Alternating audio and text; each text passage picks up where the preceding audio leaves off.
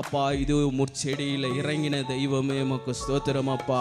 மோசேக்கு முட்செடியில் நின்றவரே உமக்கு ஸ்தோத்திரம் அப்பா. அக்கினியா இறங்கி வந்தவரே உமக்கு ஸ்தோத்திரம் அப்பா. ஆவியானவரே உமக்கு நன்றி செலுத்துகிறோம் ஆண்டவரே. அப்பா இது பரிசுத்த பூமி என்று சொன்னீங்களப்பா ஆண்டவரே உமக்கு ஸ்தோத்திரம் அப்பா. பரிசுத்த தெய்வமே உமக்கு ஸ்தோத்திரம் அப்பா.